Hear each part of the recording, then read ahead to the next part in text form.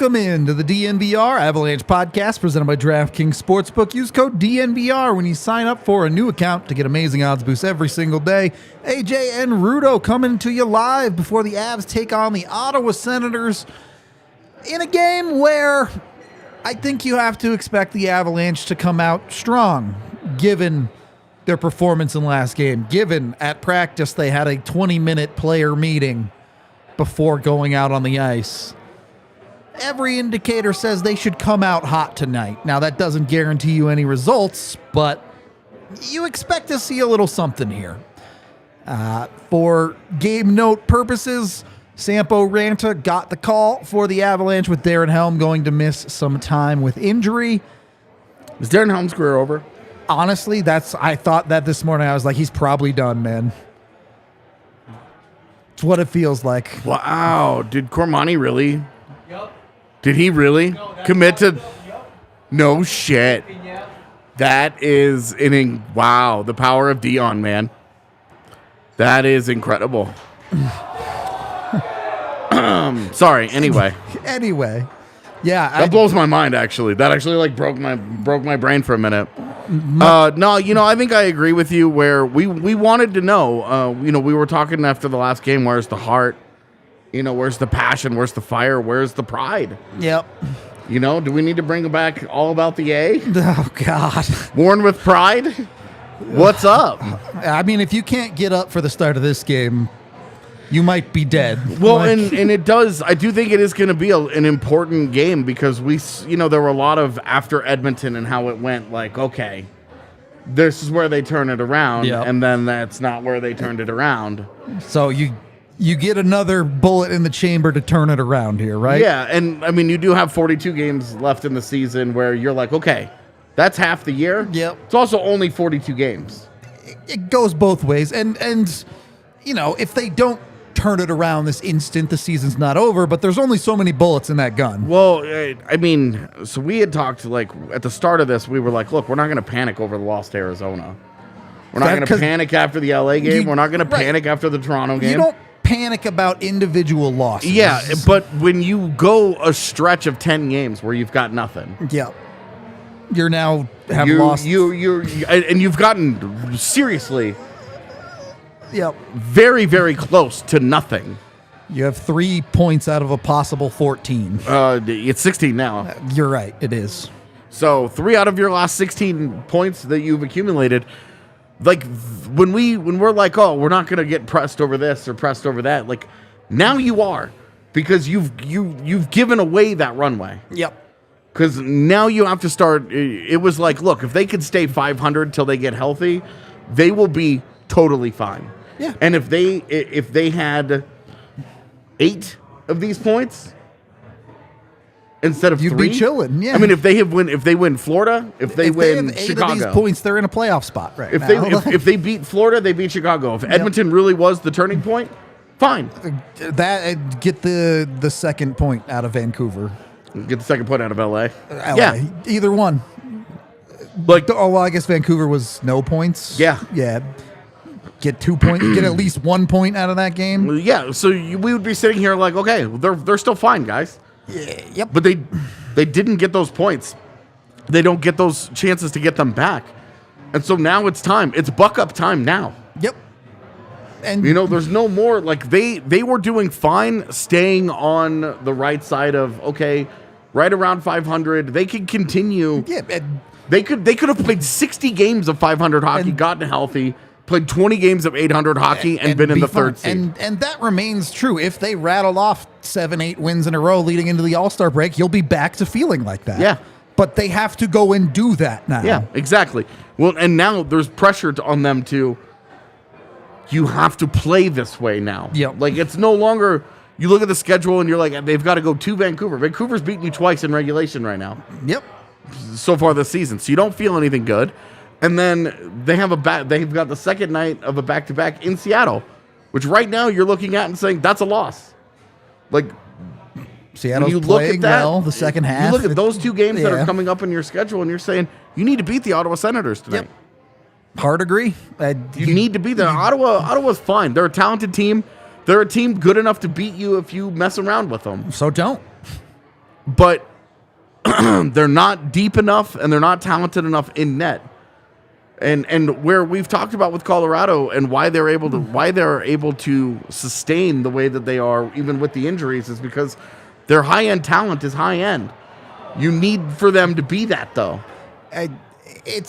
You're kind of leading me into our topic here of Fortitude perfectly, because, look, it is important for the Avs to get up and really put the effort in and show out this game, but I think it's almost more important for them to get it together mentally in a couple of senses. One, if you get a 2-goal lead in this game and a bad bounce or whatever goes your way, you can't implode.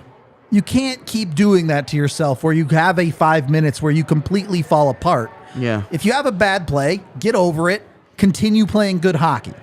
And 2, Mikko even talked about how stupid he's been about this at practice the other day. The emotional bullshit has got to stop for the Avs. Play the game, man. Yeah.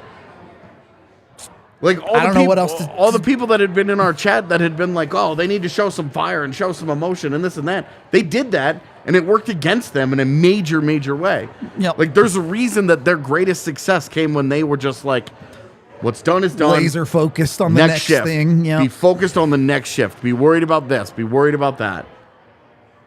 Yep. And you gotta, again, you have to move forward. The myth of a full 60 minutes is not real, but you cannot compound issues. You cannot. One mistake can't lead to 3 more mistakes. The full 60-minute thing is true if a team goes out there and they put the work in. Now, true.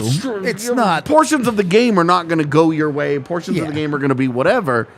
But if you go out there and you put 60 minutes of true, genuine work in, you can honestly say you did what you could. If the other team beats you, they were just better than you. Exactly. Yeah. And that's where we have seen the frustration with the whole 60 minutes thing is too often it gets used because a team will have a good second period. They'll put up shots. They'll have scoring chances. And it's like, oh, well, they didn't play a full 60 minutes. And it's like, oh, did they work hard? Were they committed to it? Were they still going after the details? Did they just get outplayed? Because sometimes you can work hard, get outplayed. Yep. They need to go out and they just need to put in the kind of effort that they can, to a man, to a person, look in the mirror after the game and say, I did my job. Yep. Because if they do that, they're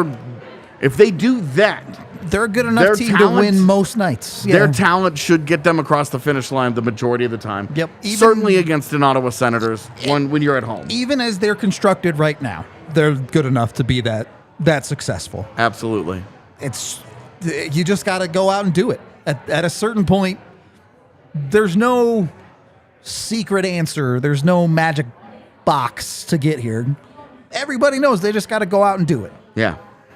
So hopefully they do exactly that. The other topic of the day, a little bit more mercurial at times, I would say, but you would like to see the Avs play to their strengths a little bit right now. They're not fully built as a team that it feels like they can play anybody's style at any time and win that way. When they get healthy, maybe they'll be back to that type of team. Mm-hmm. But right now, it feels like the Avs need to do a little bit of enforcing their will on the game, especially early. Play a style of game that fits what they need. Play some Avalanche hockey. Yep, exactly. Play some Avalanche hockey. Get out, skate fast, skate hard.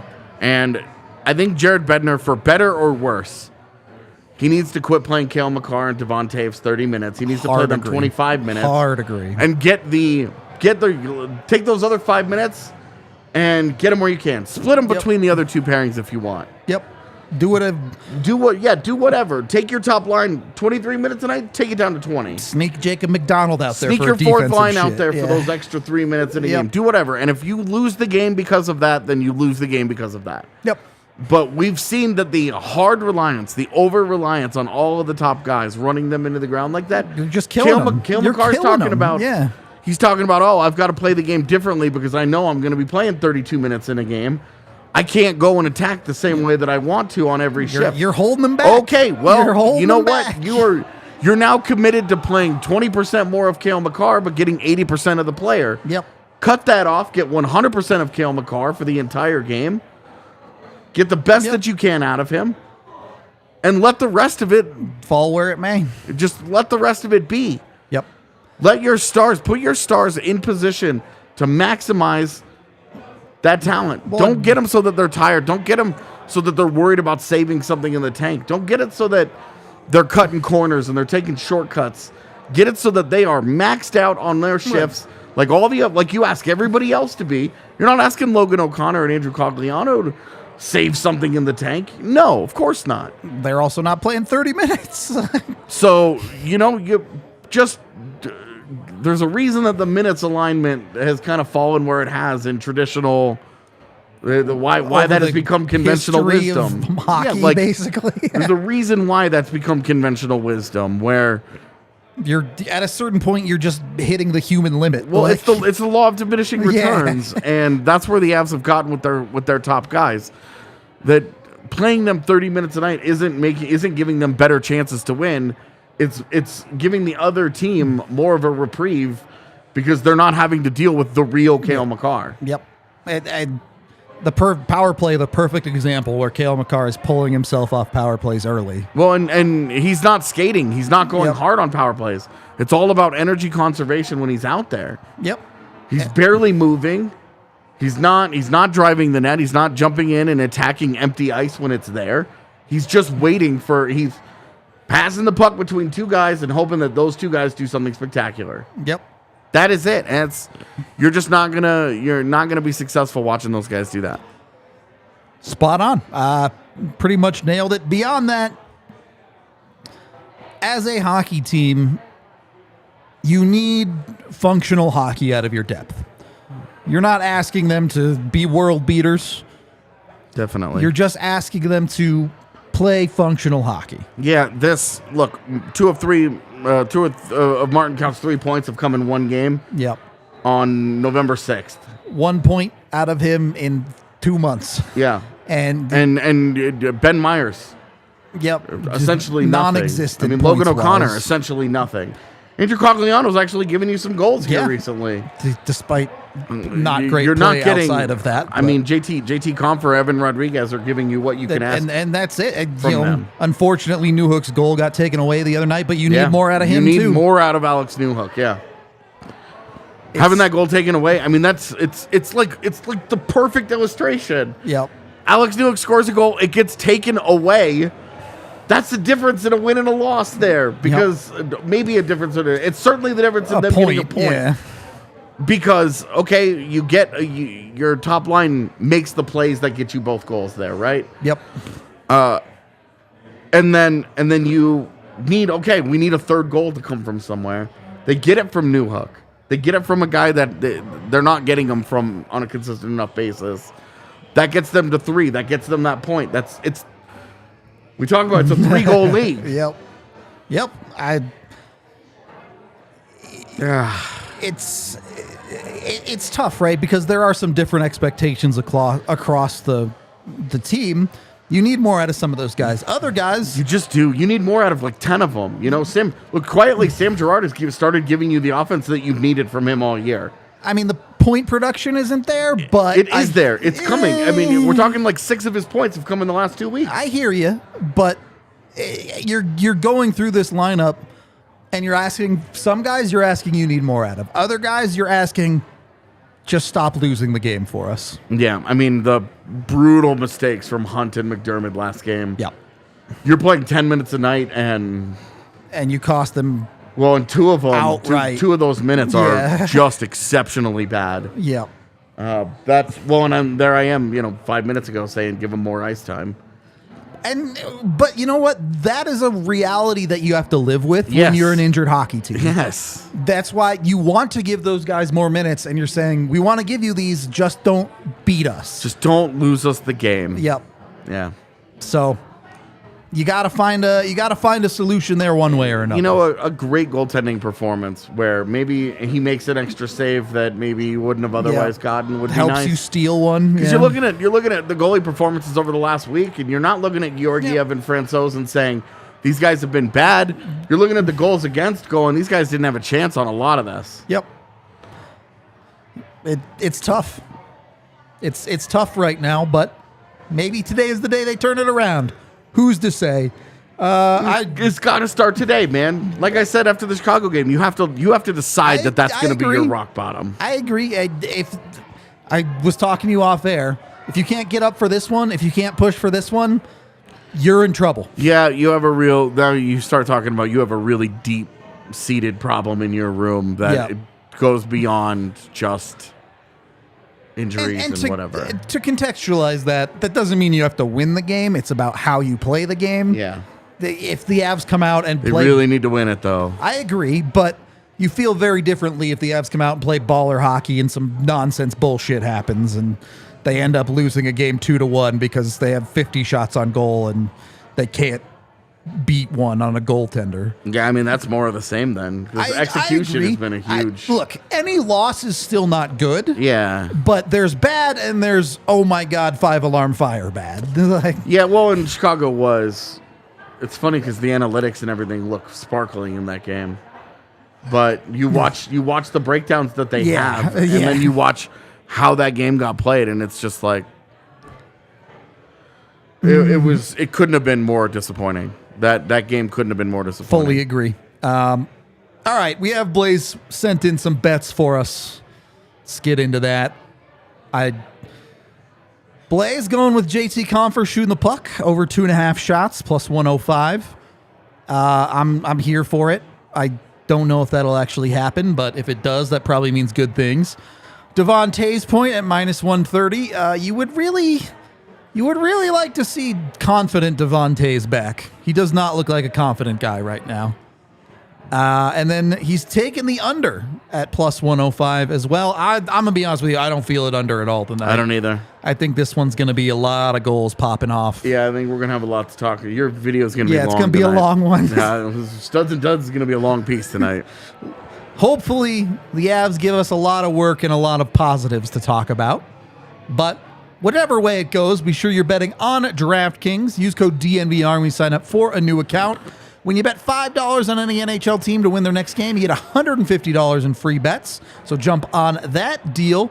Use the DNVR code. Must be 21 or older. Colorado only. Other terms, restrictions, and conditions apply. See DraftKings.com/sportsbook for details. And if you have a gambling problem, call 1-800-522-4700. All right. We are about 10 minutes away from puck drop, so we're going to get along with it here. We got a watch along coming your way, and of course the post game afterwards. So be sure to tune in, like, and subscribe here on YouTube. That helps us out a ton if you like sticking around. I will talk to you in a little bit on the watch along, and we hope to see you soon.